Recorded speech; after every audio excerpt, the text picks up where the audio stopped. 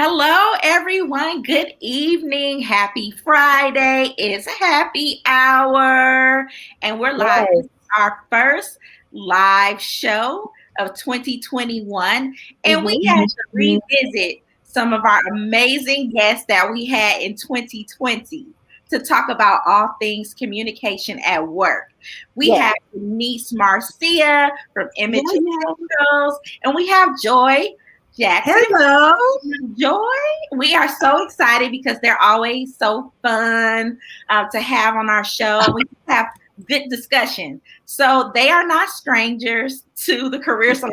I'm not going to read their bios or anything. I'm going to have them introduce themselves. So I'm going to start with Joy. Speaking of Joy, just introduce yourself to our audience. Sure. Let them know all about you. All righty. Hello. My name is Joye Jackson of Speaking of Joy. And Speaking of Joy is an organization and a company that is designed to help women in transition. And by transition, I don't mean you're going from necessarily one place to another, but truly you are a woman of power and motivation. And you're in a place where you're like, I know there's something better, something bigger, something greater, and I just need to get to the next. So Speaking of Joy works in one-on-one coaching, workshops, and keynotes to help you get to that thing that you've always wanted to do or see yourself as. That's what we do. We help you get there. Awesome. Man. I'm working on my pitch. Okay. Right. We need to talk about that too, as far as communication. I'm swinging it over to Miss Denise Marcía. Hey, listen, I need Joy already. I promise you to get to that next. Because I'm just going to be honest. I'm going to keep it real.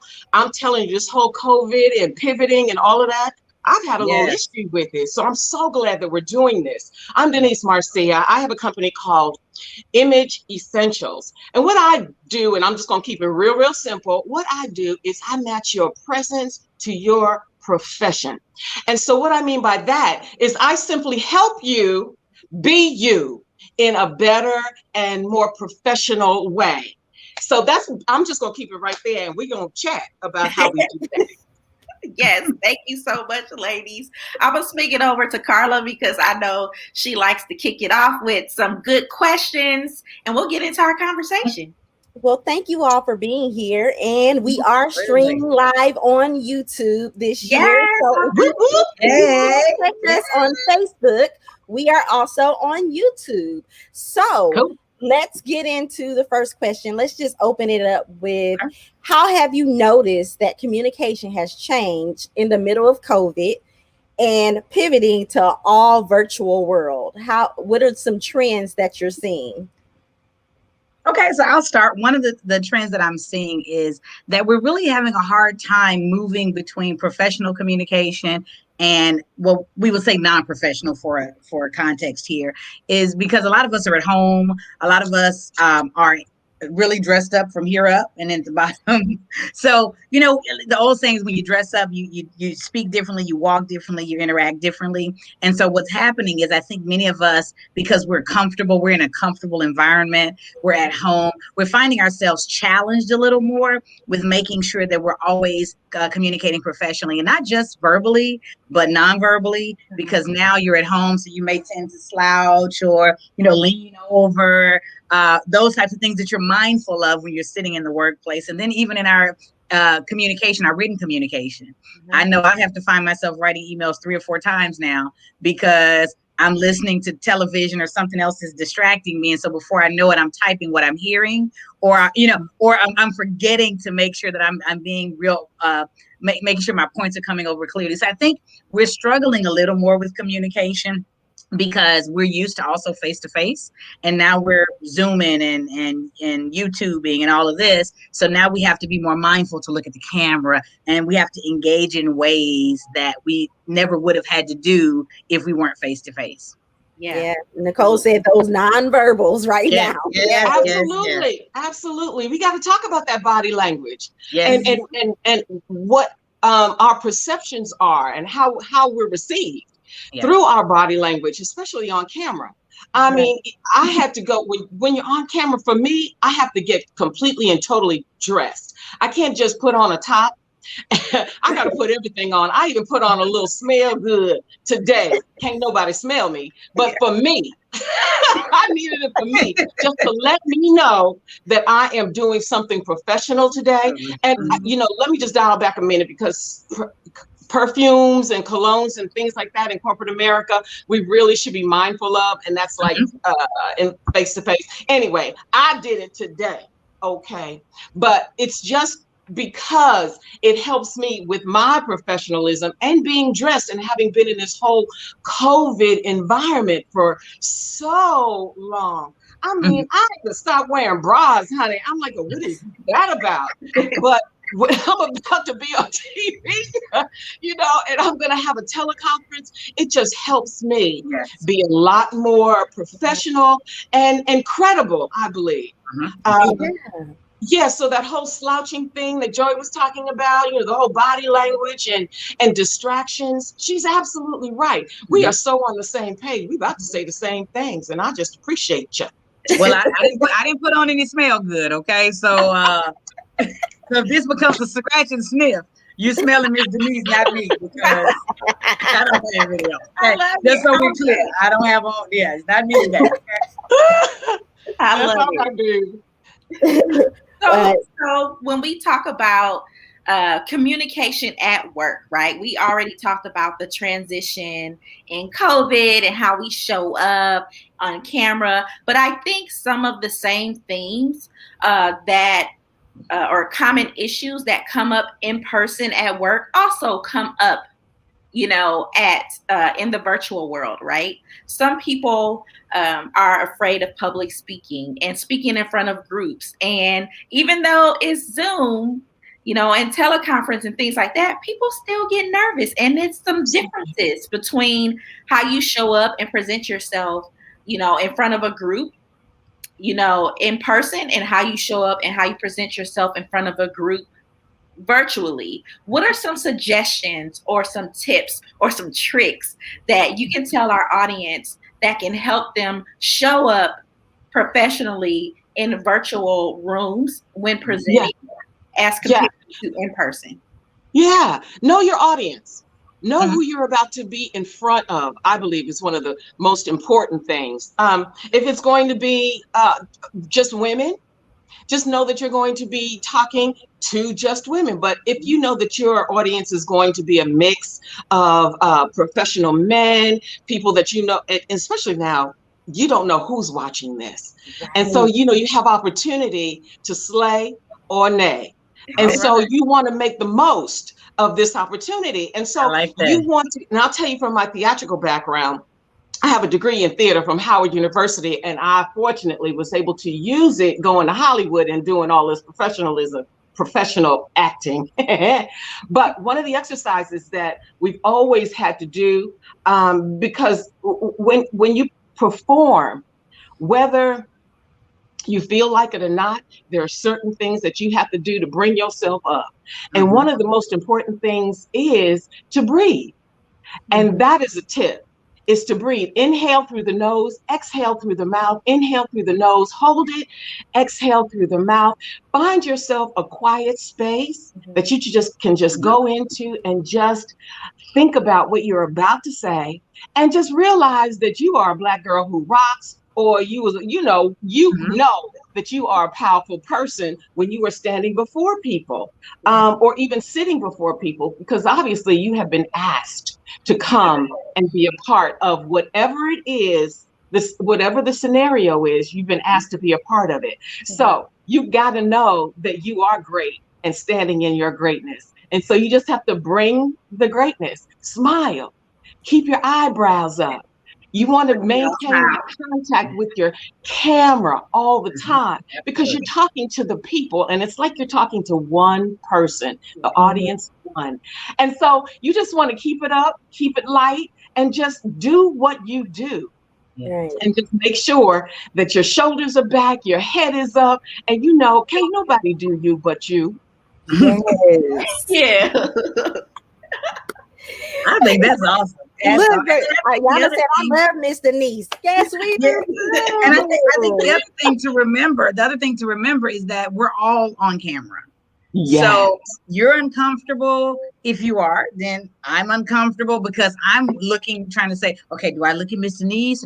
So all of us have this chatter going on in our head. Yes. So we are all figuring this Zoom thing out, because before we pop off or here or there, like, this is our form of communication, professional communication, personal communication. So when you're in the workplace, just remember, we're all doing it. So all of us are concerned about how we look. You know, when you were in the office, somebody could look at you and be like, and you knew that was something in your nose. Well, how do you do that now on camera? Because then if I do this, all of y'all are gonna go. So you have to just remember that we're all in the same boat. Nobody is out of this, and most of us have never been in a situation.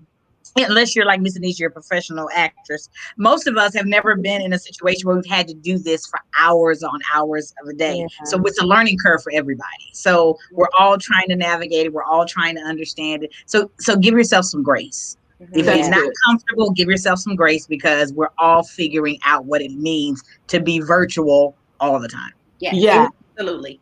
And speaking of great, Miss Denise, you have something else? Yeah, I just wanted to add to that point, that very valid point, is that you have to know that you are always on, even if you're not speaking. And that's exactly what Joy was saying, that we're all in that same place, and you're always on. And so you're not speaking, but you're like, well, you know what, I really do need to do something else. And so you start maybe texting, and you start doing something else, or you start scratching in places that the camera can pick up, and you're always on. Yeah. So just being mindful and keeping that in mind. That is so good, Joy. Thank you. Yes, because like you said before, you never know who's in the room, who's watching you. There could be a senior leader that's, okay, the speaker's over there, but what is Camille doing while is she attentive? Is she showing enthusiasm about what we're talking about?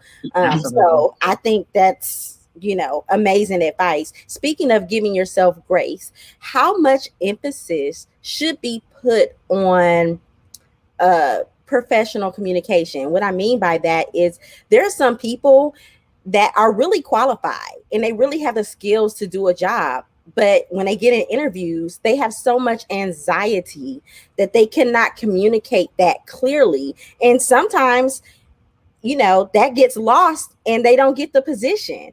So do you have, first question is, how much emphasis should be put on that? And second, what can they do to help cope with the anxiety that they feel when they're interviewing for a good position, or interviewing, for something for their business? What can they do? Go, Joy.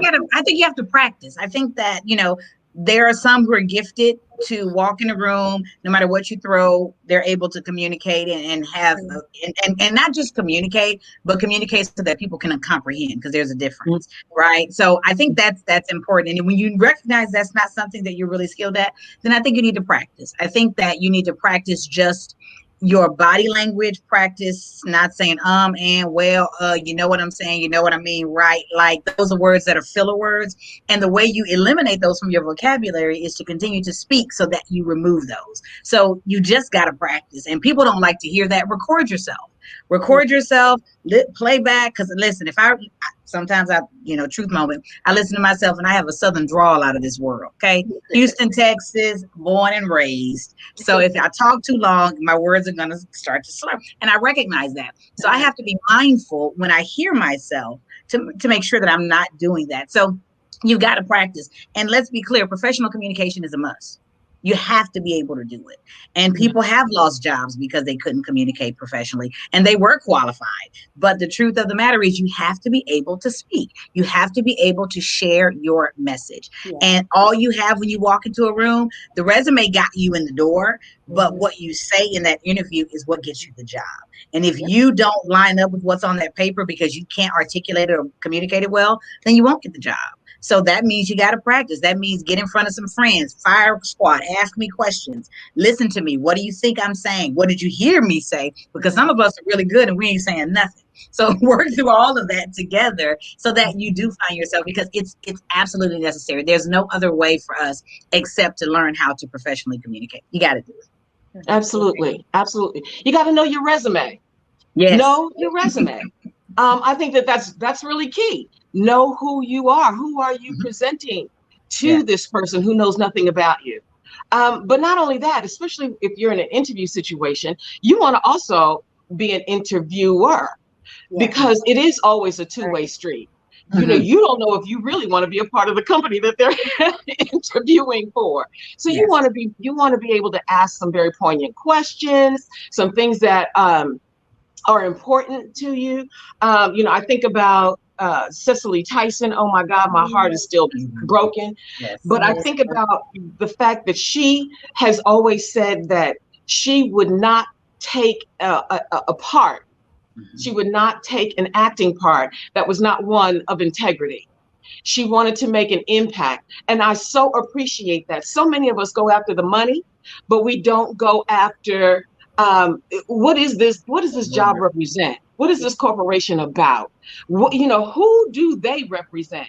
Rather than, well, you know what, I can get 6 figures out of this and I can just stick with it for a minute. But you know what, that day really has to be over. You've got to be able to be a part of a corporation that makes moral sense to you, and that whose ethics line up with your ethics. If it doesn't, you're probably not going to be happy for very long, or it's going to switch your whole personality. So I think that's really important too, when you go into an interviewing session, and not only be able to talk about your your personality and your skills, and you have to be able to interview the interviewer, find out about that company. Yes, absolutely. Yes, absolutely. And we got lots of comments coming from the audience, and like Nicole Bonner says, yes, I wish people knew where to look. You know, I think that still people are having a hard time with that. And I would like to say, you know, if you have a chance to upgrade your tools, do that. I know everybody is getting ring lighting or studio lights because we're working virtually. So if you need extra lighting, or we ordered an extra external camera that shows up clearer, so it's not so, granulated or dusty. So if you have that opportunity, or you have those resources to get those extra tools, I would advise that as well. Absolutely. Camille, were you going to ask a question? Yes, because I'm a recruiter. So we were talking about interviews. I'm like, yes. So I have a question. So I've been recruiting for over 15 years, and there's a disconnect when it comes to communication about certain things, right? And so I feel like a lot of people struggle when it comes to communicating effectively about what they want or what they expect. So, and I have also a lot of people come to me and they're like, oh, I got an offer from this company. I don't know how to communicate, a counter offer back. I don't know how to communicate with the teams or with the hiring manager.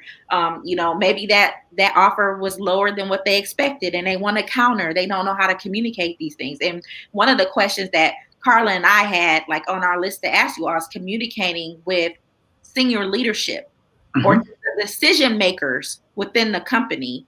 How would you suggest, if people are kind of apprehensive or have anxiety about communicating with upper level management or leaders, how would you suggest they go about brokering those conversations? Good question. Okay. That is a great question. I'm a practical person. So I always tell people, number one, you are a human being, a child of God, just like that person on the other side of the desk. So understand who you are, understand whose you are, and know your value.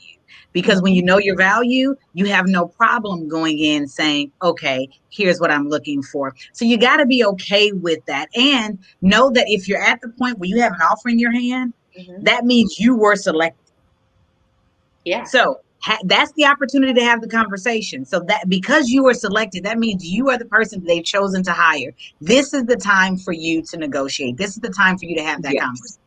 Right. And if you don't have it, then you can't be upset about the after effects. And so I always say, recognize that at that point you got it.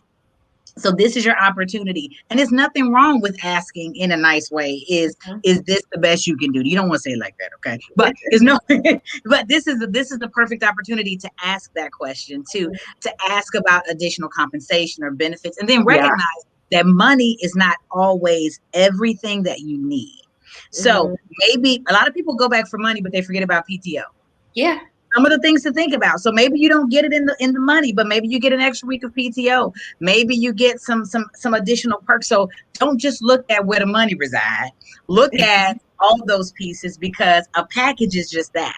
But a lot of times we're so caught up in the dollar amount. You want to look at experience. You want to look at opportunity. You want to look at how you can grow. So even if the number's not what you want, there's still opportunities for you to grow. There are opportunities for you to have different projects. So you want to make sure that, but remember your value. Remember, you are qualified. You're at the table. You are there. You have the job. So now it's time for you to get the things that you believe you deserve, because you're there.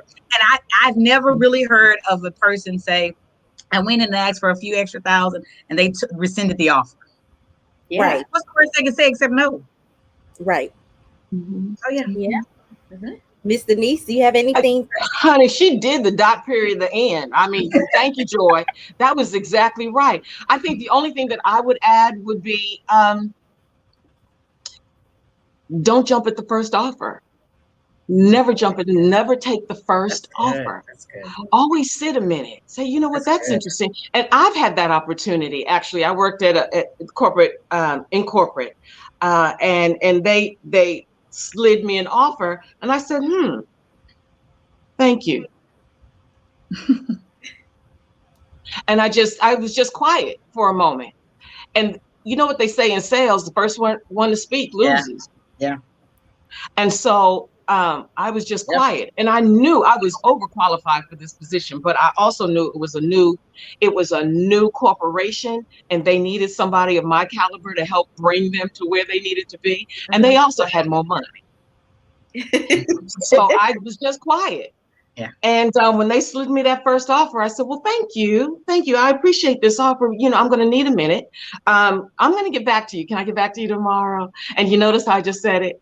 And I get back to you tomorrow. I'll get back with you tomorrow. And I did it, you know, gratefully. And I did it with a smile. Yeah. And I'll tell you what, when I got back to them, they actually said, you know what, we revisited the figure that we gave you, and we actually want to increase that. Even before I came back and said, you know what, I really want to talk to you about increasing the offer or adding some other things. They recognized my work. But like Joy said, I had to recognize my worth. Yes. And I did not jump at it. Yeah, I was broke, honey, and I needed a job. But I also knew my value. Yeah. I also knew what I was going to bring to this table. I also knew how I could help grow this organization. So I didn't jump at that very first offer. And when they came back right. But I also moved it to the next level. So when is the next opportunity for an increase? What are you expecting out of the next opportunity of me for the next increase? You know, those kinds of things. So you always want to think future. You never want to think like right now and what it is right now on today. Think about your future and how you can not only benefit that company, but benefit yourself. Absolutely. And I know we talk about this, Camille and I talk about this because we are in the HR, we do interview people, we do partner with the hiring managers, but keeping in line with interviewing, a lot of people, we've moved to, I'm going to go to a building, fill out an application, leave my printed resume. And, you know, back then it was like, I'm going to print mine on heather gray paper and, you know, things like that. So that was really exciting. And that was a way to convey that we, you know, put some thought about the quality of how our resume looked. Now, you know, people are finding different ways to communicate, you know, and leave that first impression with their resume.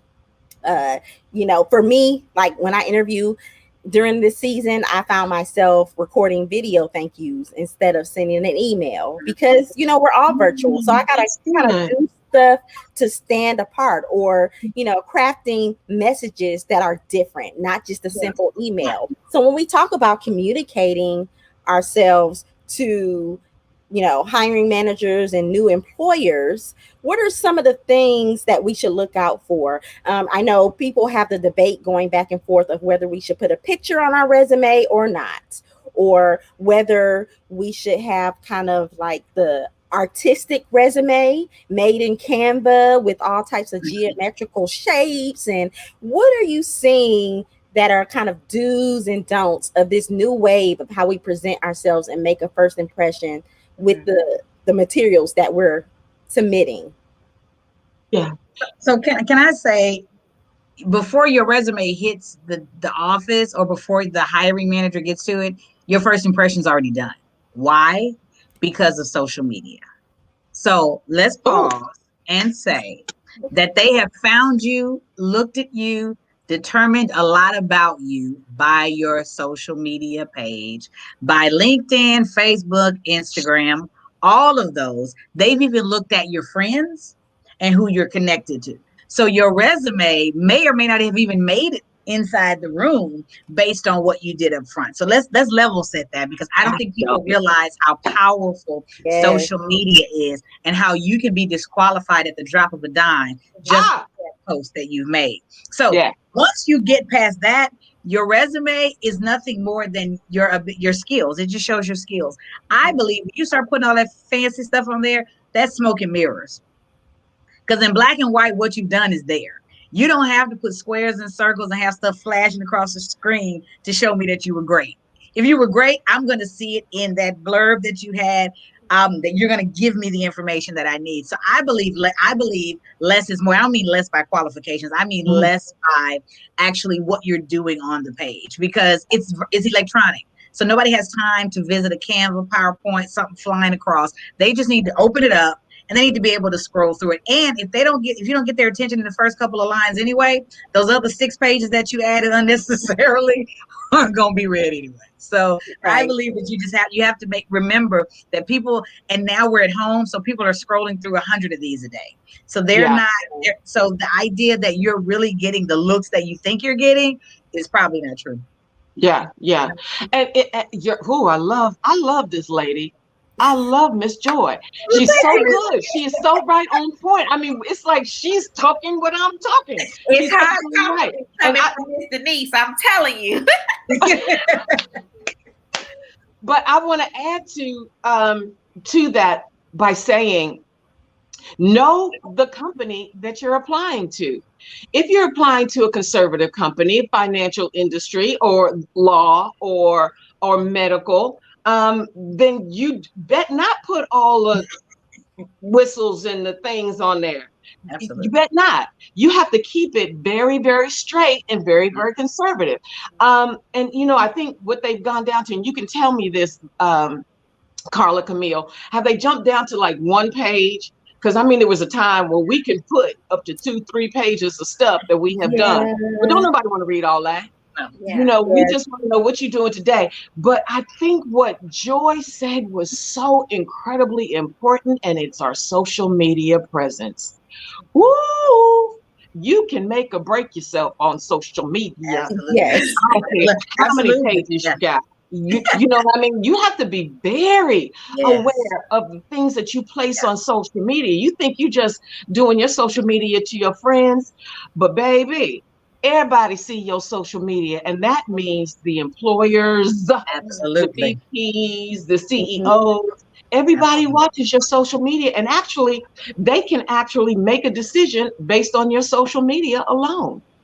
So if you don't do nothing else, check your social media. Right. I want to jump in here, put my recruiter little thing on it. So legally, you can't really make a decision on somebody based on their social media and alone. Some people do. You're right, Miss Denise. Some people do, but that's not legal. But social media is very important. There are companies that really look at social media, even if your page is private. I just found out about this tool that some companies use to flag social media posts of their employees, even if the page is private. I've seen screenshots of just this week that a company sent an employee, a situation not far away from me. I don't know the person or whatever, but I saw screenshots that was sent to this employee and said, "Can you explain why you put this on your social media?" And she was in shock. She was in shock because she's like, my page is private. It's only, my statuses are only for my friends, and it's not a public, status. Like, some companies do that. I'll tell you, most companies don't do that. Most companies are not all up in your social media, but there are some that do stalk your social media. So you do have to be very aware of that. In regards to the resumes. Hold on, Camille. I want to say one thing. Put a pin in that. I want to say one thing in regards to social media. A lot of people say, "Oh, my page is private," but you got to be careful with the settings, especially on Facebook. Your profile picture, when you upload a new one, it automatically goes public, and you got to remember to change that to private. And then also your cover page is always public. So you want to be careful with that too. And when you have a public post, even if your page is private, other people can share your post to your page, and other people can see that. And especially, you need to be careful if you have coworkers that you think are your friends, that are your Facebook friends, because you may delete a picture or status, but screenshots last forever. It's the gift that don't give. Wow. So you want to make sure, and I never allow some people like make this shareable. No, I don't do that on my page. I'm not making it shareable. So you can, retype it or copy it and paste it and put by Carla or something like that, but you're not going to share things with my name on it. So be careful who you have as friends. Screenshot ministry is real. So be careful with that. Camille, so true. Ayana was saying that, make sure you read through your social media guidelines and media policies. Yes. Organization. Yes, absolutely. Oh, yes. Okay, I wanted to say about resumes, right? So I recently started a new role, it's going on 2 months. But as a recruiter, like I said, I've been in the game for a while, and previously, I've never had an issue with getting a job, and my resume has always been 2 to 3 pages. I've never had a problem. But that was a while ago, because at my previous job, I was there almost 6 years. So I'm coming back into the game, in competition for roles now. And so I'm looking at the trends and things like that. I actually did my resume in Canva. It did have my picture on it, but it was 1 page, and I really just trimmed it all down. I just put my most relevant roles, just facts, stats, all of that, hit the highlights. I also, said something about my speaking engagements and interviews or magazines or media publications on me.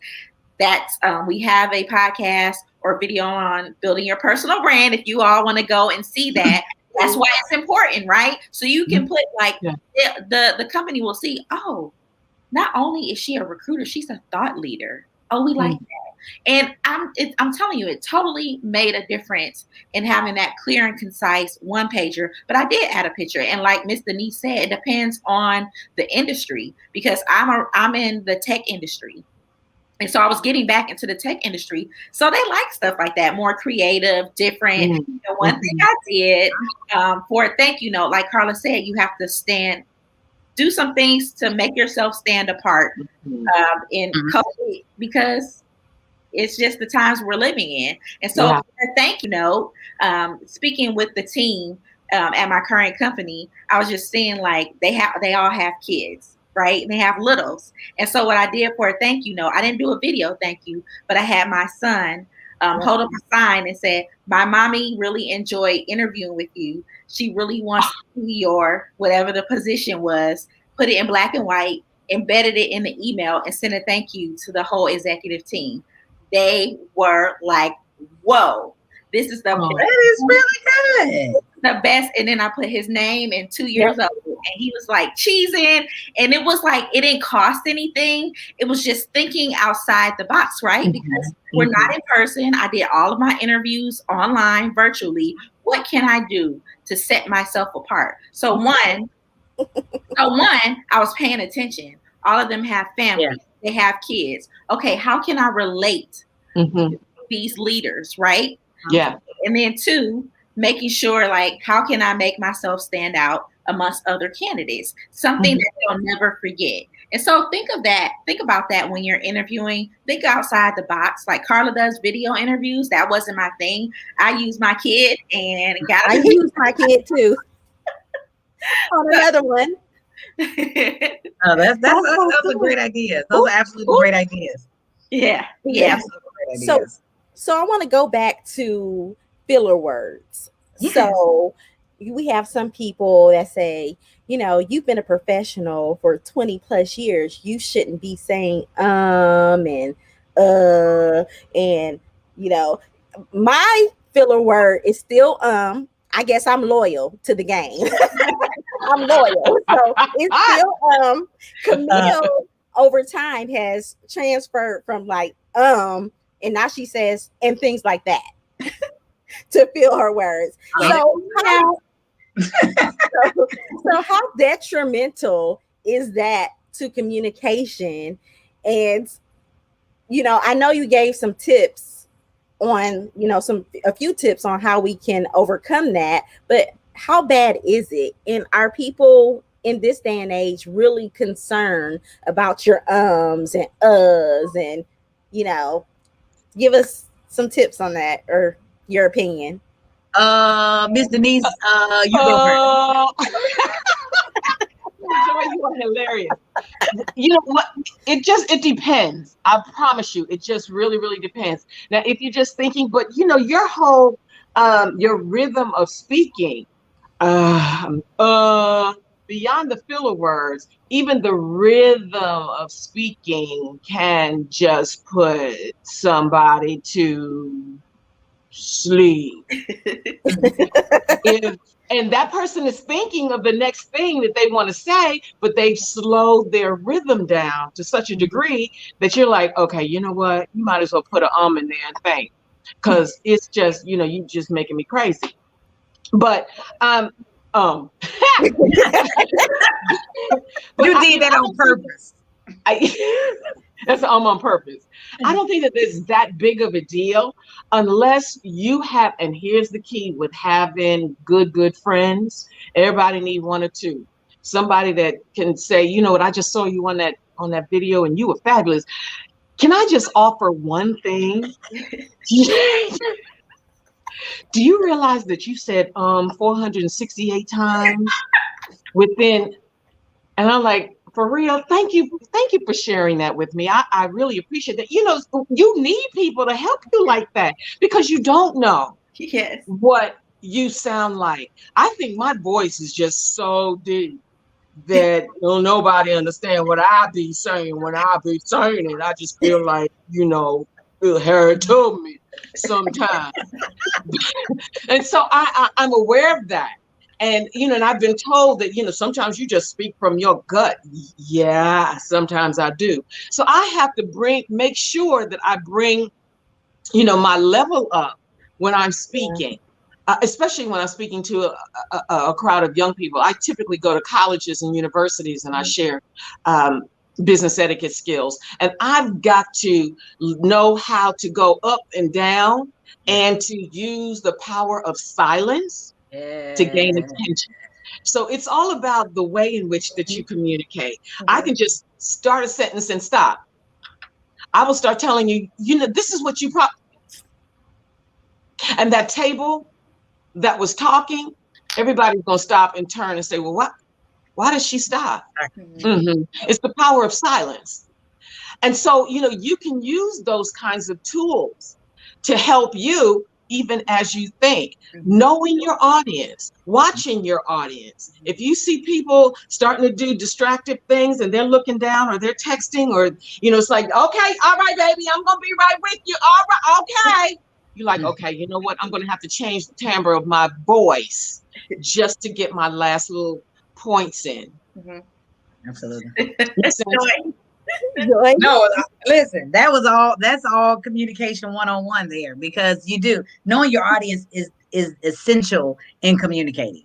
No matter who you're talking to, you should know enough about them to know how they want to receive information, because the truth of the matter is sometimes it may be, I could talk all day, but they want to see it on the screen. So they want to share the screen so that they can see whatever it is I'm talking about. They want, like, I've read, Camille, that your name is on your cup, Carla, that your name is on. People are paying attention to all of those things. So how do we communicate? And like, I'm a hand person, right? I use my hands when I talk. That's just who I am. Sorry, this is how I talk. Right? I use my hands. So it's not, and I had a boss years ago who used to say things like, people will give her feedback and she would say, thank you so much for sharing that with me. Unfortunately, that's not something I'm willing to change about myself. And so I've become comfortable with that. So talking with my hands is comfortable for me. So when people say, oh, you use your hands, I do. Thank you so much for that feedback. But it's not something I'm willing to change. But what you'll never see me do is wear red nail polish. So I try to find ways to not be distracting in the fact that I use my hands. So I always have, like, this is even a stretch for me. I don't normally do light colors, but I normally have a natural color because I know that I'm going to use my hands. And if I'm going to use my hands, or even on a camera, I'll kind of keep my hands a little here instead of here because it's distracting. So you got to know your audience. And it is distracting if I was sitting here talking and every time I said a word, I was doing this. Then y'all would be like, why she keep using her hands? And I'd be like, this is how I do. I use my hands. So that wouldn't work. And so you have to know your audience. And when you know your audience and you do know how to use vocal inflections, you do know, and people don't like this, but I think and I tell people as a trainer, in this environment, sometimes you do have to say, well, Carla or Camille or Miss Denise, because calling their name before, when you were in the classroom, it was like the teacher was calling you because you were bad. But truly, for some people, that's the way that they can engage. Because they're not trying to call you out because you're not paying attention. It's truly, if I were sitting in the room with you, I would make fierce eye contact with you. Right now, I'm looking at 3 heads nod right now. So the way that I make sure that I'm connecting is I would say, well, Carla, and so that changes the dynamic. So it's okay to do that. Whereas there's some faux pas that we had face to face that we don't have. Like, I used to be the person when I was talking, if I saw a table not paying attention, I'd walk over and start talking. Same conversation. Wouldn't change my message, but I would just stand right there next to them and just keep talking about. But you can't do that now. So how do you do that with people's attention? So it is. Let me tell you, I am not a power of silence person. I'm learning that. So if you watch me speak now, you'll notice that I pause. I just learned that. Okay, listen, we don't all have it together. Because it is power in silence. It is. And sometimes silence helps you be comfortable, but it also gives your audience an opportunity to process. So if you keep giving nuggets and you're always firing off nuggets, they don't have time to sit. But if you just stop and say, the power of silence is powerful, although it makes you feel uncomfortable, it does give people the opportunity. Because in my head, I'm like, how long do I count before I say something?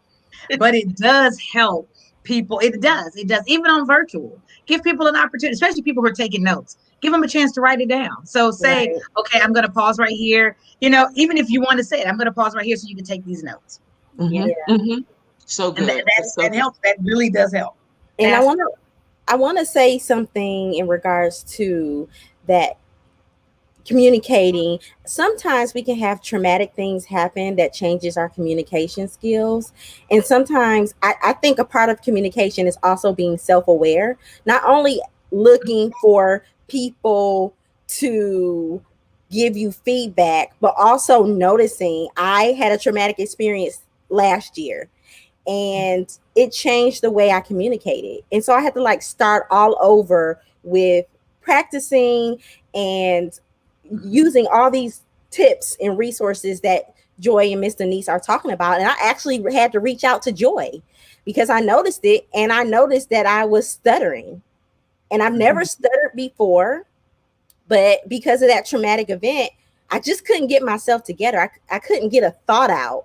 And I was just so embarrassed because, we're doing this work on the Career Salon. We're always engaging and speaking to people. And I never want to seem like I'm the professional. I own a business, but I still can't get my message across. That doesn't make sense. So I went to Joy, can you help me? And it wasn't, and Joy, what did you tell me about the problem? It was an underlying issue, not necessarily anything wrong with my communication, but the underlying issue was causing me to have problems in my communication right now. Joy, can you expound on how traumatic events change? Yeah.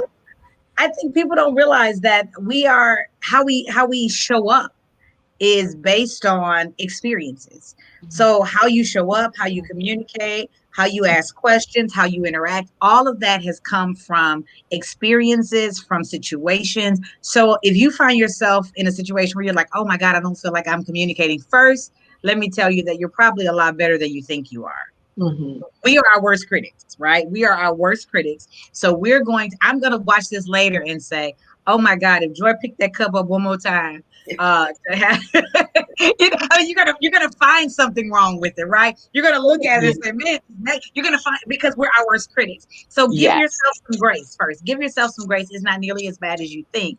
But if you find that you're really, really struggling in those areas, then I guarantee you it has nothing to do with your communication. It has a lot to do with something mentally that's happening. And a lot of times that is an experience. Someone said something, someone mentioned or said they didn't like this about you. So you start to second guess yourself. Or the day that you thought you killed it, you really sucked, right? So even in that moment, you self-esteem. So I was telling Carla that I'm like, because she was like, well, what about, so I said, I listened to you. I didn't hear anything that you said you heard. But when she started talking, I was like, well, what was the cause of it? So there's cause and effect in every situation. So if you find that you're really uncomfortable, there's anxiety about speaking, figure out what that cause is and work on the root, work on that issue. Because once you work on that, even if you're not the most eloquent speaker, you'll never stand up and give, addresses across the world. You'll feel comfortable within yourself because you addressed your problem. And the problem a lot of time is not what's coming out of your mouth, it's what's inside of you. Yeah, I'm not alone. Performance anxiety gets me. Thank you. Thank you. Not by myself. Miss Denise, have you ever had that encounter where someone or you yourself have had like a traumatic experience and it kind of affected the way that you communicated? And how did you work to correct that? Absolutely. Absolutely. Who hasn't? I mean, if you live longer than 18 years, you've had something, or 14 years, or 12 years, you've had something that has been traumatic in your experience. We all have it. And how do you work through it? I've done it. I've got a crew of sisters that I can talk to who will give me the real lowdown, or they'll just help me understand who I am. Sometimes I lose who I am. And I know I'm a Black girl who rocks, but sometimes I forget that. And that whole performance anxiety thing, I use my theatrical skills when it comes to having to perform or speak in front of people or go to work after something traumatic has happened and I still have to show up at work. I sort of I fall back on what I know. And that is, take this, put it over there, do what you have to do now. And then when you're done here, go back and I'll cry like a baby, or I'll cuss out, or I'll do whatever it is I need to do just to get it out, but I'll handle my business in the meantime. So it's something that we have to balance, something that we have to learn, something that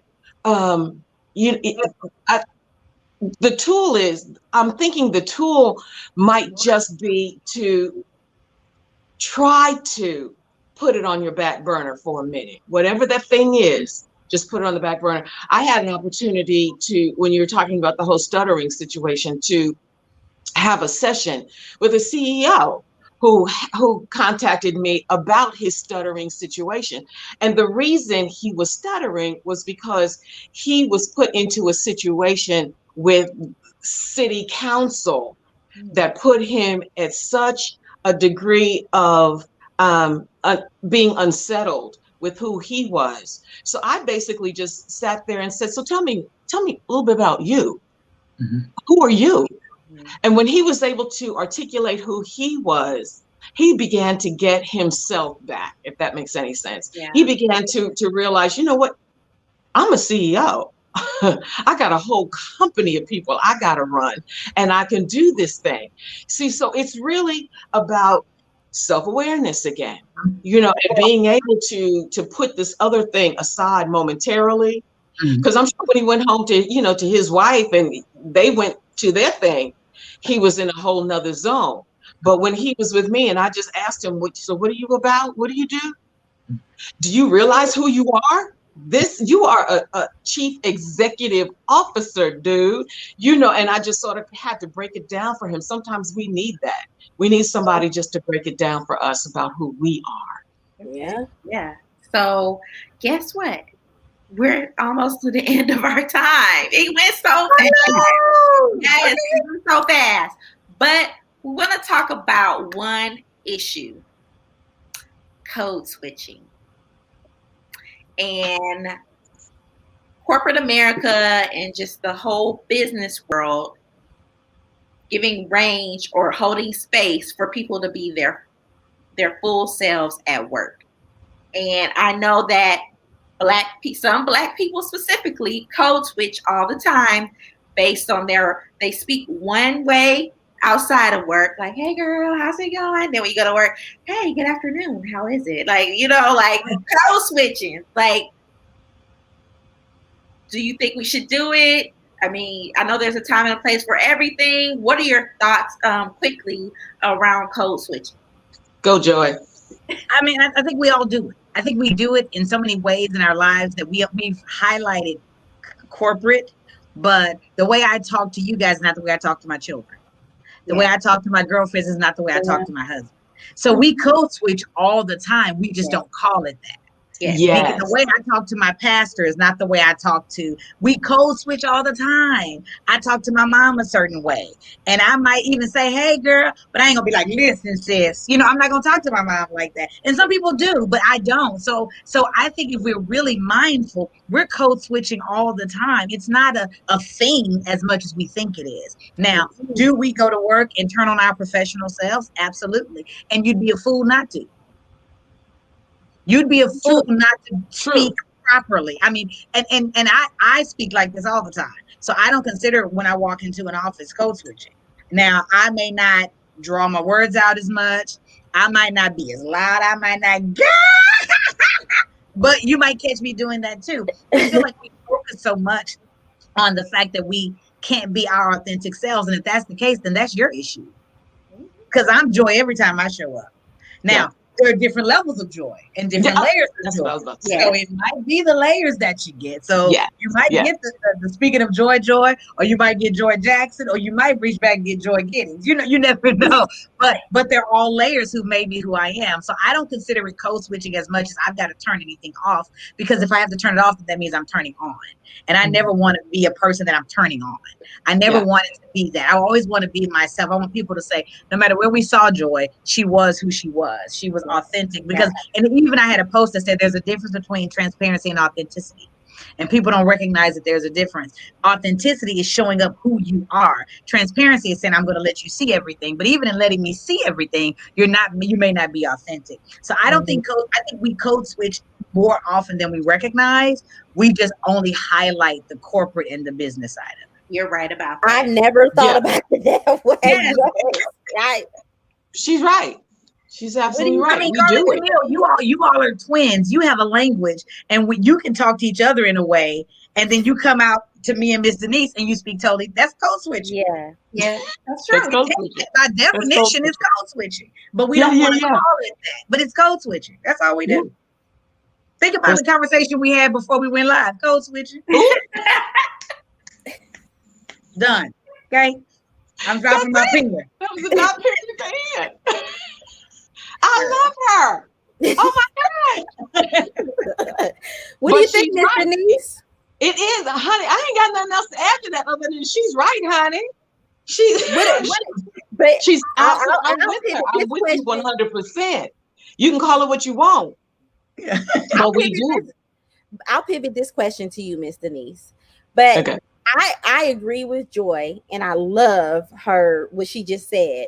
But I do believe sometimes there's this belief in people of color, specifically Black people, that the status quo or the majority wants to hear us speak a certain way. And we try to match that. Is outside of the code switching and, you know, knowing what type of environment we are in and what type of person we're talking to. Some people do believe, oh, this person wants me to speak just like this, and we try. To me, that is the pure definition of code switching. So I feel like what Joy is talking about is knowing your audience and knowing who you're talking to. But there is the code switching where this, you know, this male in this senior level position wants to hear me talk like this, and I'm going to switch it all up and talk like that. What do you say for that, Miss Denise? You're going to switch it all up and talk like the status quo wants us to talk. Like again, proper, or whatever that means. You know, that's really difficult to answer because I don't know what the real scenario is that you're talking about. But again, it depends upon your environment. It really does. And it like Joy was saying, we code switch all the time. Now, if you are speaking, if I were talking to President Obama, I'd be like, you know what, President Obama, until I got to know him, he would be President Obama, and I would be, you know, I would maintain my polysyllabic vocabulary for him until he was like, girl, come on, let's go have a glass of wine. Well, baby, then you see what I mean? Now we talking about something else. You know, we have switched over to, okay, so now we're buddies. Or, you know, the same with Michelle. Because I know, you know, we could kick it with Michelle all day long, but in the first interaction that we had, it would very much be very highly professional, honoring, you know, who you are and your level of where you have come from. I would do all that until we have gotten to another place. When it comes to like your boss, I would probably approach him in the same manner that he has approached me, whatever that might be. So I would match his level of communication. And I think that he would be able to receive me in that way. And I him. I mean, I understand slang and I understand polysyllabic vocabulary. But yeah, I would just match his whatever level of communication he was bringing to me. Yeah, that makes sense. And then you'll be, and I get code switching. I do. I want to level set it in a way that people don't make it a thing anymore. But the truth of the matter is, if you feel like you have to speak a certain way to be accepted by certain people, that's an issue for you. Yeah, because y'all are HR. They're not gonna come and say, "Hey, listen, we need you to speak the that word, vocab." You know, they may treat you. They do that though. We see it. Well, and so they may do it to HR, but I haven't, in my experience, I've never seen a CEO go down to an employee and say, "You know what? I don't like your grammar." Because listen, lawsuits all up and down this place. You see what I'm saying? So they may say that to the manager, to coach, or things like that. But if you're walking in thinking I've got to be somebody that I'm normally not, that's a problem for you. Not that you don't clean up your words, not that you don't have a little more slang, but be mindful that you've got to be your authentic self every time you go into work. So if you're your authentic self, that's what wins. That's what works. So code switching, eventually you're going to slip up. Yeah. It's hard it's not you. Because you're not authentic. You are turning on to please somebody else. And then I challenge this: when their desires change, are you gonna keep changing? On that note, we're gonna end this show. Okay. Look, power of silence right there. That was silence. Okay. So we want to thank our audience for sticking with us. Like you all in the comments, comments, support. Thank you. Thank you so much. We thank you to Miss Denise Marcía. Yes. Essentials, DeniseMarcia.com. And then you got Joye Jackson from Speaking of Joy. SpeakingofJoy.com. If you all are in need of consultants, corporate or individual, please reach out to them. They are phenomenal women. That's why we keep having back in the Career Salon. And our audience loves you both the same. So we appreciate it. Thank you all for supporting us. We'll have more live events coming up this year. We're streaming live and have videos on YouTube. We have our podcast on Spotify, Anchor, Apple Podcasts, Google Podcasts, all of that jazz. So thank you for your support. And we will see you next time on Happy Hour.